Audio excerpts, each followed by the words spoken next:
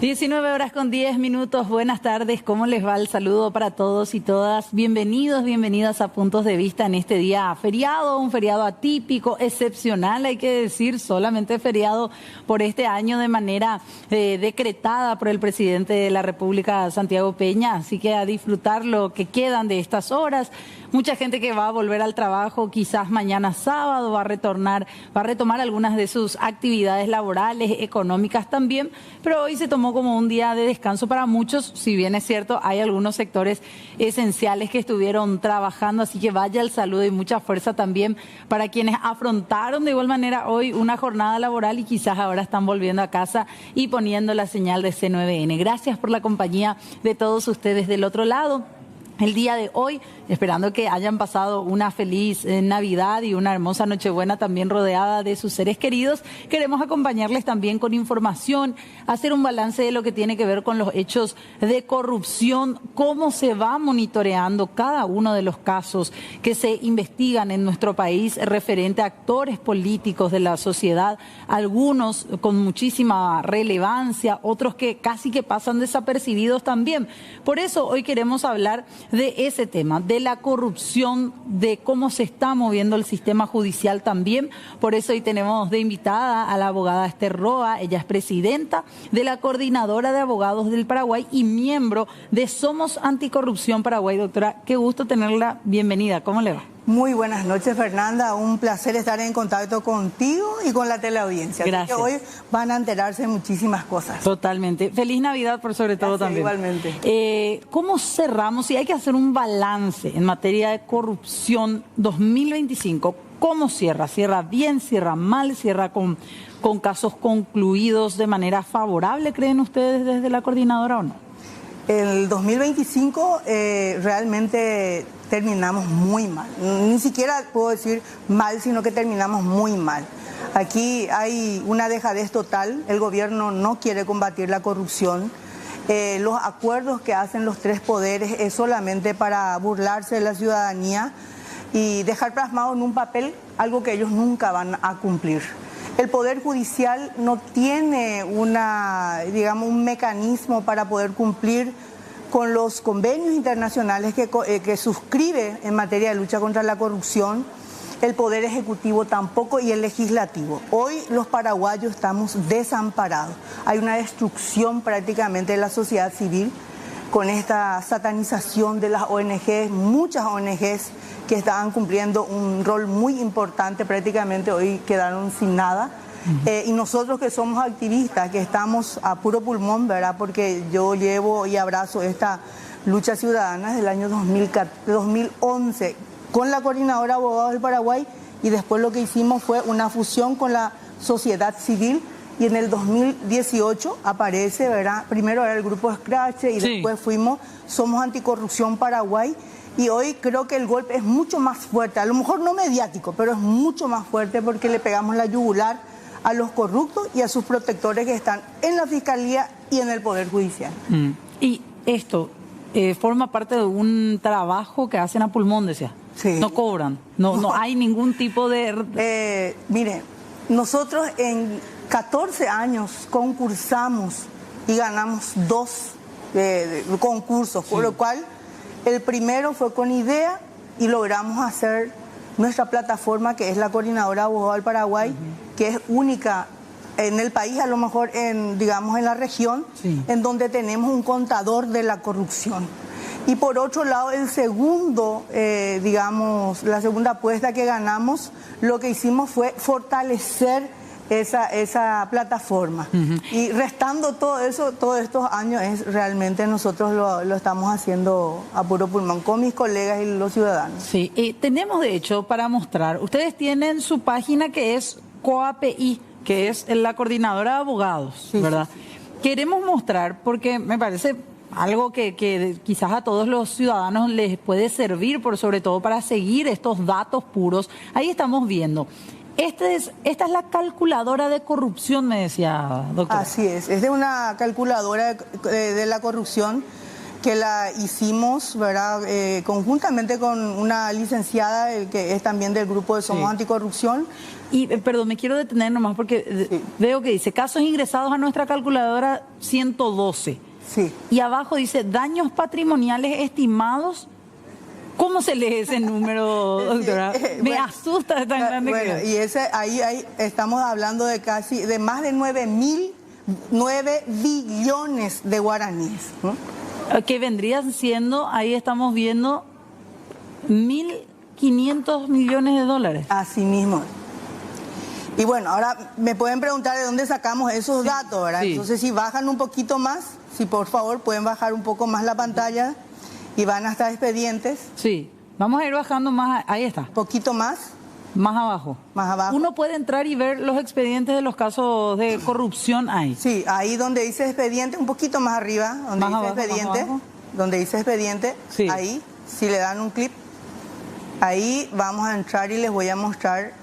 Ahí el caso de Oscar Venancio Núñez, Sí. que a lo mejor es el caso más emblemático que tenemos. Si puede darle un clic ahí en el... Uno entra y le da clic a la cara. por a la ejemplo, cara o a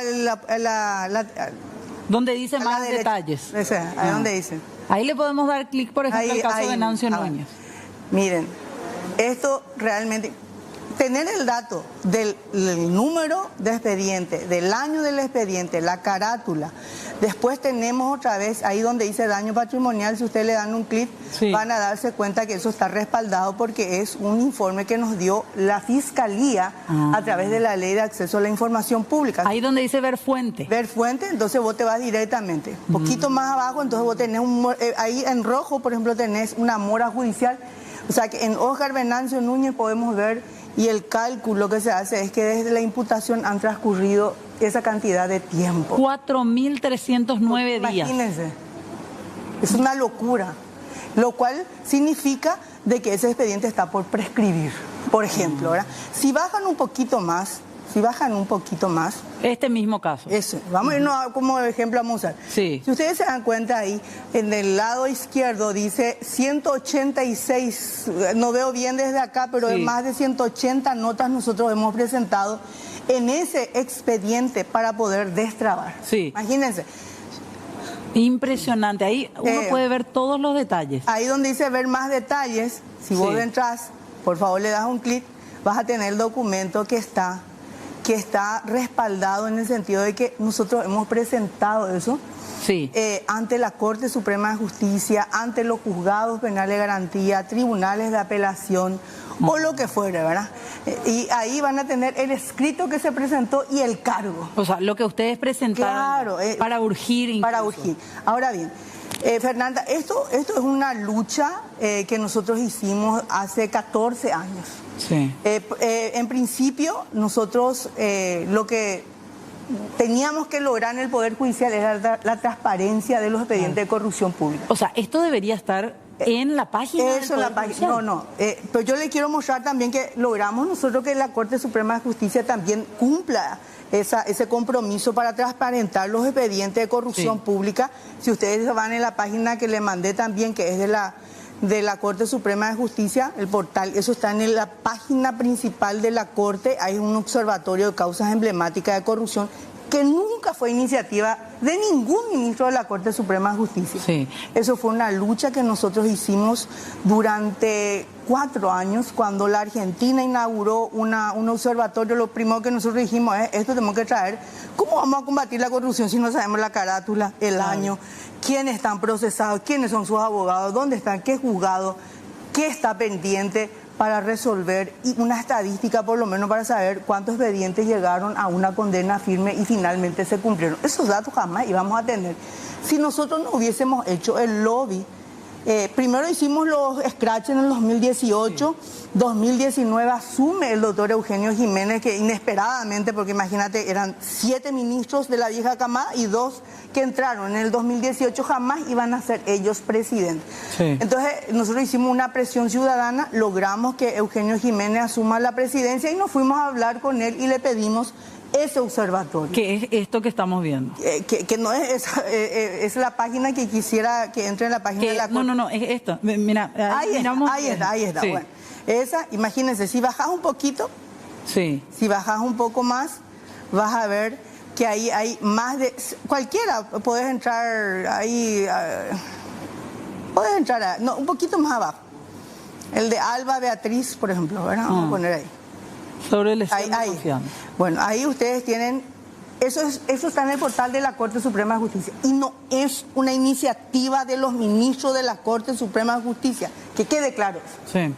Ahí tenemos prácticamente el proceso en sí. Ahí vos sabés si está, en dónde está, si está en el Tribunal de Apelaciones de la capital o del interior, quiénes son los miembros. Esto es el inicio del fin de la impunidad. Pero para eso nosotros necesitamos también un compromiso de los 9 ministros de la Corte Suprema de Justicia, que son el poder, digamos, el poder judicial, Sí. también del Ejecutivo y del Legislativo. Yo te pregunto, Fernanda, Paraguay es el segundo país más corrupto de Sudamérica, solo después de Venezuela. Chile y Uruguay son los países menos corruptos en Sudamérica. Sí. Ellos son mucho más serios porque hay una conjunción o hay una predisposición de los 3 poderes del Estado para trabajar, no solamente entre ellos, sino que también con la sociedad civil. Hoy nosotros no tenemos contrapesos, está todo aniquilado, el Poder Judicial, la Fiscalía ya no existe prácticamente. Si nosotros somos el país más corrupto de Sudamérica, Fernanda, y si vos me preguntás, ¿y qué tenemos para luchar? Y te digo, hay una unidad especializada de delitos económicos anticorrupción. Sí. Ese es nuestro ejército para salir a combatir la corrupción.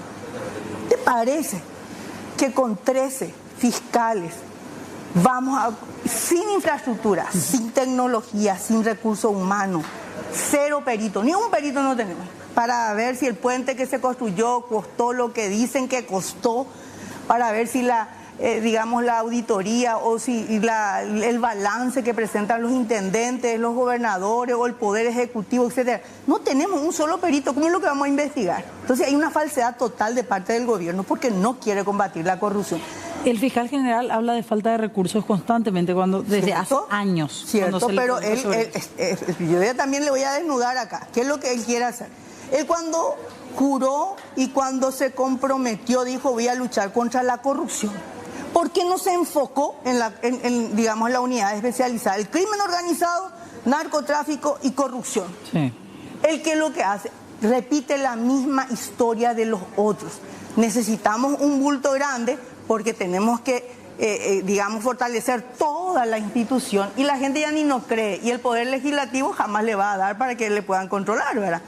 Yo creo que él no escuchó el consejo que nosotros le habíamos dado antes de asumir, porque ya fue electo Sí. como fiscal general del Estado y nosotros le dijimos, imagínate, era el 2017 creo, no, él asumió un poquito antes de las elecciones pasadas, Sí. 2022 por ahí.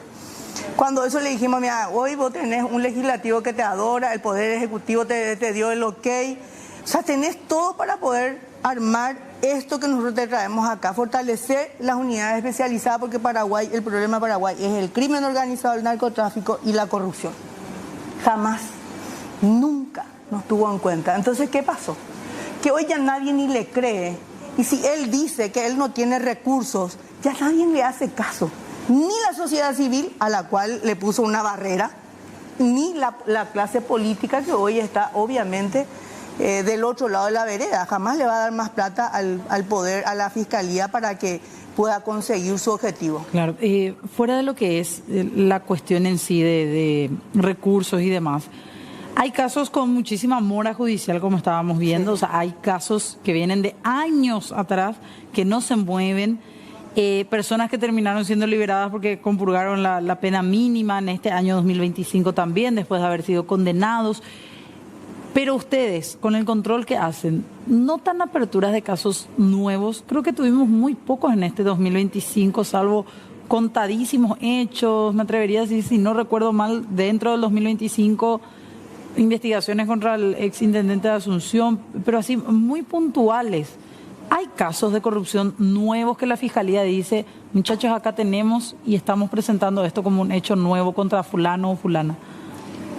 Este 2025 la producción de la Fiscalía fue más desestimaciones de investigaciones o de denuncias que imputación. Eso es gravísimo, porque hay muchísimos casos paralizados.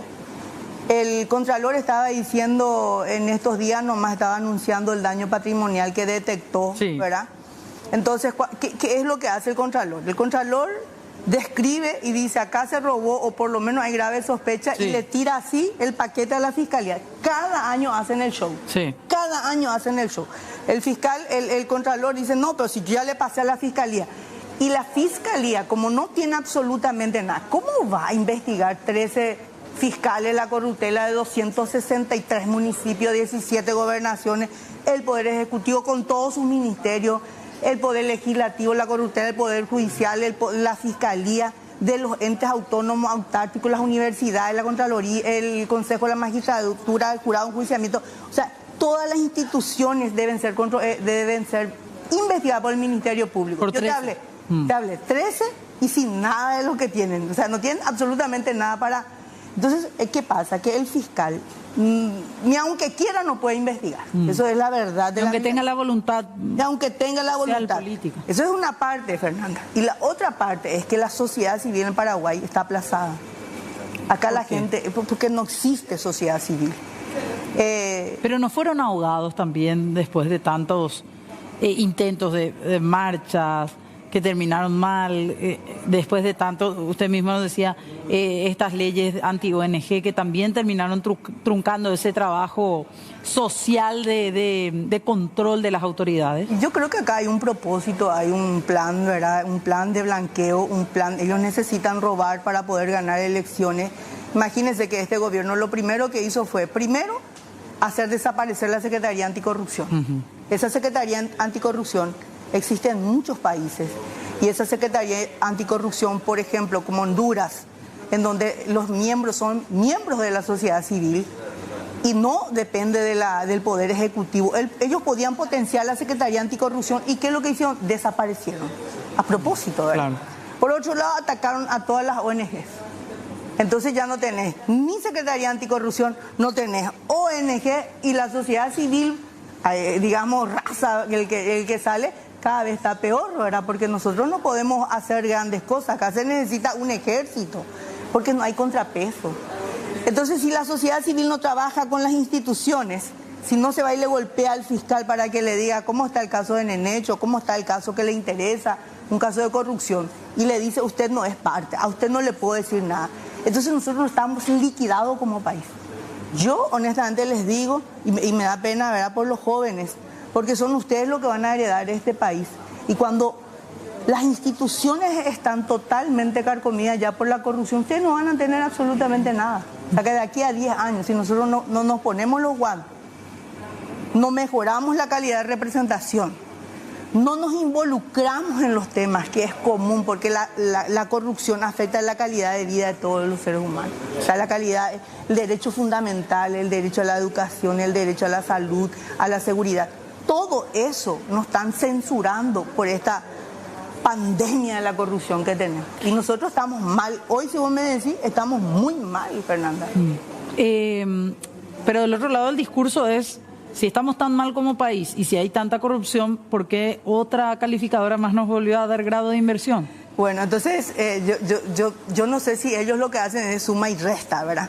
Porque seguridad jurídica no hay. O sea, que si yo te digo, si para saber si la macroeconomía está tan brillante como ellos dicen, quiere decir que taparon la parte de la justicia. O sea, que nos vamos a ver cómo funciona la justicia. En Paraguay la justicia no funciona. ¿Y es posible tapar eso con el poder político? Mira, con los últimos acontecimientos yo espero cualquier cosa, ¿verdad? Pero no es eso no es esa la percepción que vos, yo o cualquier otro ciudadano que siente que no estamos bien. No hay ese efecto derrame. No hay ese efecto derrame. O sea, que es la macro y la micro no crece, la gente cada vez está peor. Bueno, yo creo que no sé cómo sacan ellos los cálculos. Seguramente en las anotaciones somos expertos, ¿verdad? ¿Quién no? En los papeles son todos capísimos ellos, ¿verdad? Pero la realidad es otra. Claro. No tenemos seguridad jurídica y la seguridad jurídica es el pilar fundamental para que la economía pueda crecer. Ustedes hablaban de una politización de la justicia en esta jornada hace unos días, cuando hacían este pronunciamiento dentro del Poder Judicial. Las imágenes que estamos compartiendo de fondo corresponden a esa jornada. Pero del otro lado tenemos a un presidente diciendo, no, es súper importante mantener una reunión con los actores del Poder Judicial y con representantes como Horacio Cartes. Si bien es cierto, después dijo, no, el presidente de la ANR no participó de esa reunión. ¿Cómo tomaron eso? Bueno, antes que nada, y antes de pasar a más, ¿verdad? Yo quiero aprovechar también para agradecerles a la gente, a los ciudadanos de Somos Anticorrupción y la Coordinadora Abogada del Paraguay, y decirle que hoy estamos realmente, hoy tenemos mucha más obligación que antes, porque la justicia está tomada por la clase política. Hoy el Poder Judicial es rojo, es azul, y uno que no se identifica con ninguno de los dos, supongo, ¿verdad? 6 ministros colorados se juntaron entre gallo y medianoche con el presidente de la República, Santiago Peña, y con Horacio Cartes. De eso nadie nos puede sacar, o sea, de la imaginación colectiva, del imaginario colectivo. Por más de que nieguen. Por más de que ellos nieguen, la forma como llevaron, nosotros tenemos la seguridad que estuvo Horacio Cartes. Ya se generó esa suspicacia. Porque Horacio Cartes y el grupo, ¿verdad?, oficialista son los que deciden quién va a presidir la Corte Suprema de Justicia. Si el sistema feudal de las circunscripciones se va a cambiar o no, es un partido político el que decide. Y como ellos son 6, los votos van a ser 6 siempre. 2 liberales que no fueron invitados, ¿verdad?, Ríos y Ramírez Candia, y otros 6, y Santander seguramente, como que le quieren estirar hacia ahí. El Santander todavía no se define por uno ni por el otro, ¿verdad? Entonces, la partidización en la justicia ya no es un secreto, ya no es algo intangible, algo que podemos imaginarnos nomás y que no es la realidad. Es una realidad. Y si ocurre eso, ¿qué es lo que podemos esperar más? Ahora, yo le digo a los colegas, Fernanda, ¿qué vamos a esperar más para reaccionar? Si yo estoy trabajando en la profesión y mi contraparte es un colorado, o el jardinero del Colorado, o del urrero, o del seccionalero, vos vas a perder tu caso. Porque hoy la justicia se viste de acuerdo al color y de acuerdo a la presión que ellos tienen. Estamos mal. ¿Y de eso se trató, de esa reunión secreta, creen ustedes? Yo creo que se trató ahí el tema de la presidencia. Acuérdate de mí, el doctor César Diesel, ministro César Diesel, fue uno de los últimos que ingresó. Sí. Pero es el tercer periodo que es presidente. O sea que la pauta te da de que es el mimado de un sector partidario, por eso que él por 3 veces ya fue presidente de la máxima instancia judicial. Después está el siempre tibio, Luis Benítez Riera, que siempre está en el medio de todo, ¿verdad? Y después le tenés al doctor Martínez Simón, que cuando entró una sola vez, pues ya nunca más, y Eugenio Jiménez, que gracias a la sociedad civil él pudo presidir una vez. Entonces el próximo año, ¿quién va a ser? Me preguntas, y yo te digo que va a ser Luis Benítez. ¿Cuál va a ser? Porque él es el frío, el tibio, el que siempre está en el medio, el que nunca tiene una actitud. Por eso yo digo que la responsabilidad de lo mal que está la justicia es de los 9 ministros. Y si a partir del 2026 no le encontramos un ministro por lo menos que golpee la mesa en las sesiones, y si no empieza a ser diferente del resto, es porque todo está podrido. Y todo está podrido.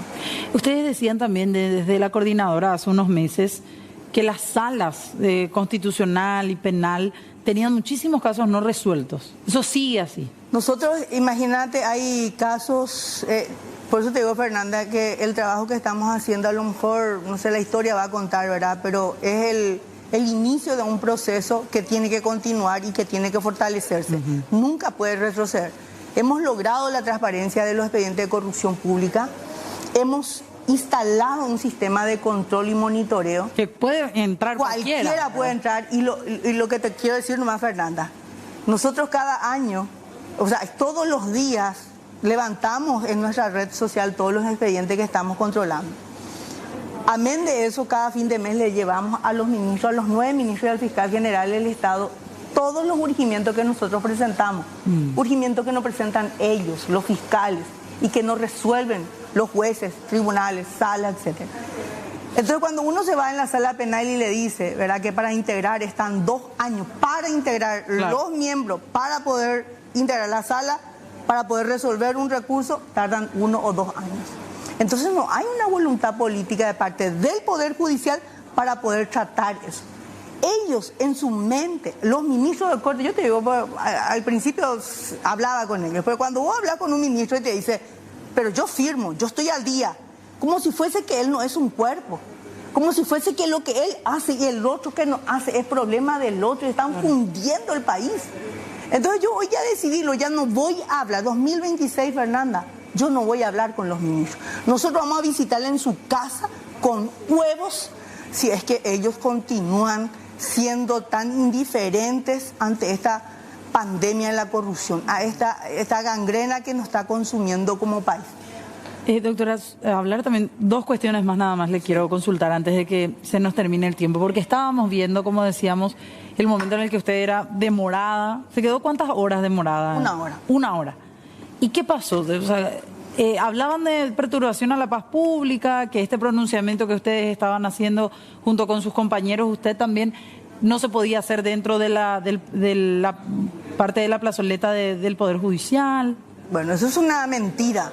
Si bien es cierto, existe una acordada inconstitucional que nos censura la libertad de expresión, de manifestación, de pensamiento, etcétera, esa acordada no puede impedir que Roa lea en voz alta un comunicado para que escuchen los colegas, los ciudadanos y la Corte Suprema de Justicia, y que si bien ellos quieren encuadrar de que viola la acordada, no es un delito.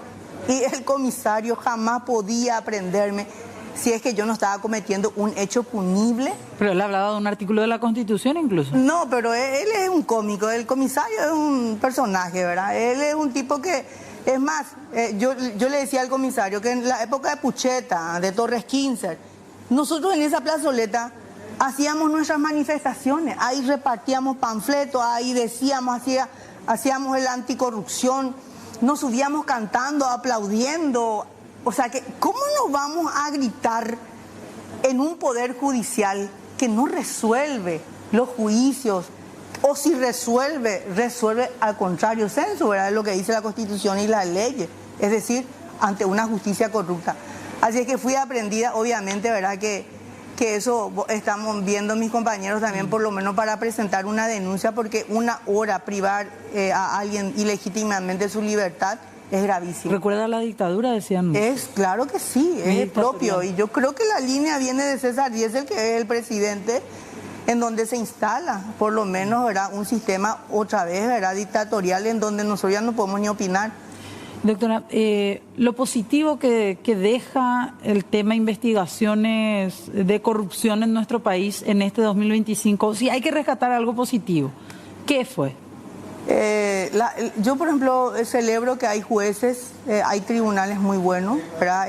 Nosotros tenemos, así como te dije, 13 fiscales anticorrupción, sí. Tenés 2 jueces penales de garantía y tenés 2 tribunales de sentencia, y tenemos jueces muy buenos, muy competentes, muy avesados en el tema, y que son realmente para mí, ¿verdad? Es un incentivo también para seguir luchando. Pero yo les digo una cosa, nosotros no podemos dejarle a ellos solos, nosotros no podemos dejar a los buenos fiscales solos, no podemos dejarle a los jueces solos, porque ellos no tienen el apoyo de su fiscal ni de los 9 ministros de la Corte Suprema de Justicia. Claro. Lo positivo es esas individualidades que existen hoy en el Poder Judicial, con las cuales podemos remar todavía. Y lo colectivo es lo que hace falta, es la materia pendiente. Es totalmente. Nosotros tenemos que involucrarnos más, tenemos que pelear, y si ellos no cumplen la Constitución, hagámosles cumplir a ellos la Constitución y las leyes de la República del Paraguay. Doctora, muchísimas gracias, y estaremos seguramente hablando de más temas. Esperemos que no nuevos hechos de corrupción en el año que viene, ¿verdad?, sino ya de resoluciones de estos casos que esperan años y años. Y bueno, el tiempo es cortito, pero me hubiera gustado tener más. Hay muchas cosas más que podemos seguir abordando en el 2026. Muchísimas gracias por esta oportunidad, que para nosotros es demasiado grande. Gracias, doctora. Tenemos que hacer una pausa, ya venimos.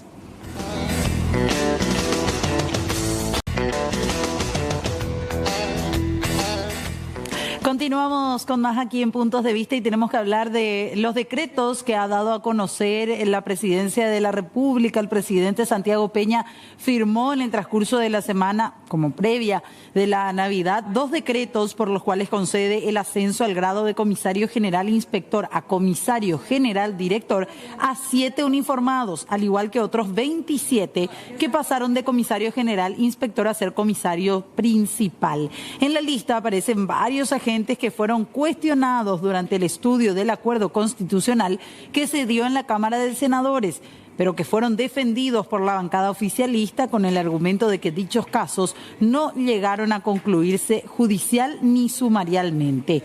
El ascenso, recordarán ustedes, se dio en medio de fuertes acusaciones realizadas por el senador Carlos Núñez Agüero contra el ministro del Interior, Enrique Riera, llegando a denunciar supuestas coimas incluso solicitadas supuestamente por el ministro a los efectivos policiales para obtener o para otorgarles a ellos los ascensos. Además, también en su momento el comisario retirado, Carlos Núñez Agüero, había denunciado el uso del polígrafo para favorecer o castigar a ciertos uniformados.